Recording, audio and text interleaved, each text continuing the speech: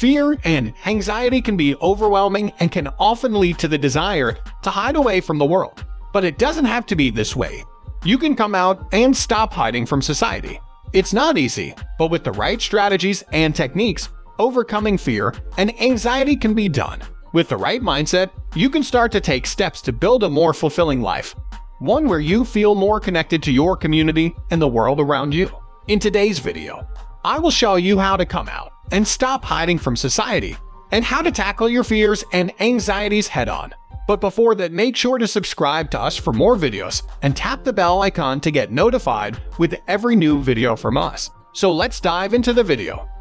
What is fear and anxiety?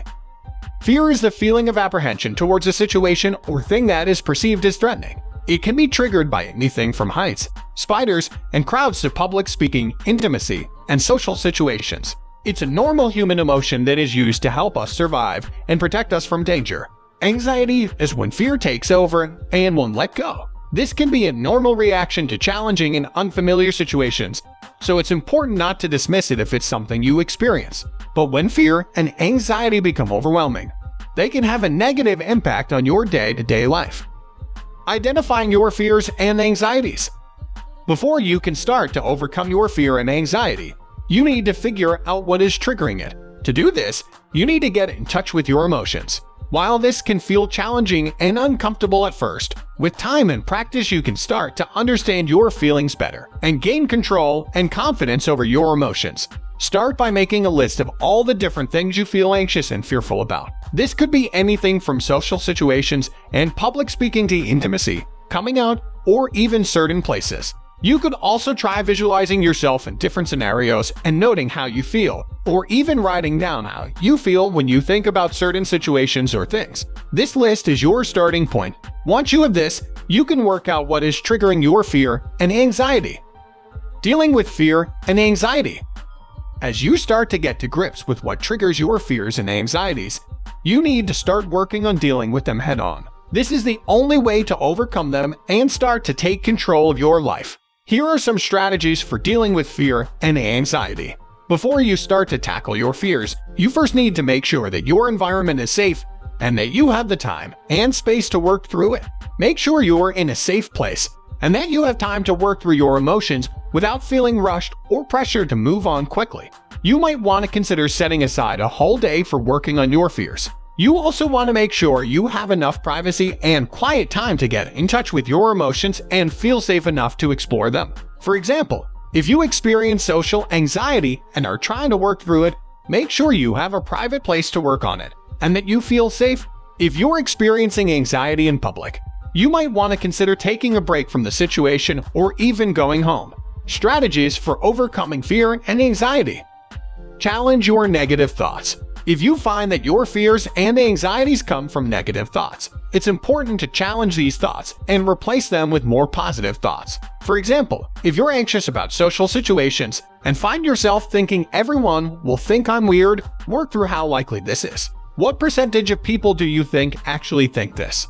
If you find that this percentage is pretty low, then you can start to change the thought to something a little more positive, such as most people are friendly. Break the cycle.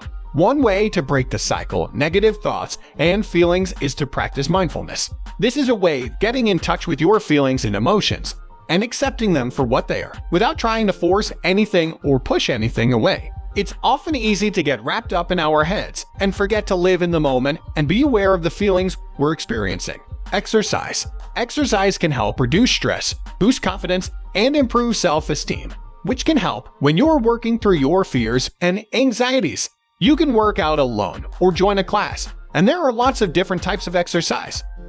Building your confidence and self-esteem. As you work through your fears, it's important to build your confidence and self-esteem. This will help you feel more comfortable in your own skin and is a great way to break the cycle of negative emotions and thoughts. You can build your confidence through various different activities, and it can be helpful to think about what you would like to improve in your life. For example, if you want to improve your relationship with your family, you can start to do this by making the first move and reaching out to them. Once you feel more confident, you can make sure you surround yourself with positive people who will lift you up and support you. Improving your self-esteem can be easier said than done. If you feel that you have low self-esteem, there could be a number of reasons why. This could be due to an event that has happened in your past, or even problems you are facing right now. If you feel that you have low self-esteem, it's important to seek support and to take it one day at a time and not get overwhelmed by everything you want to change. Finding support and community. As you start to feel more confident and comfortable in your own skin, it can be helpful to find a support group or community to share your experiences and progress with. Finding a support group or community is a great way to not only connect with others who are going through similar things as you are, but also to get support and advice from people who have been through what you're going through. Online forums, such as forums and blogs, can be particularly helpful, as you can write about your progress and experiences without having to put yourself out there in person. This can be a great way to find support and community and to get advice and tips from people who have been through what you're going through. Finding a community around you can also be really helpful, taking small steps to come out and stop hiding. As you work through your fears and build your confidence, you can start to take small steps towards coming out and stopping hiding. Coming out is a unique experience for everyone, and you need to take the time to figure out what works best for you. That's all for today's video. Hope you got some value. If so, make sure to subscribe to us for more videos and tap the bell icon to get notified with every new video from us. See you in the next video.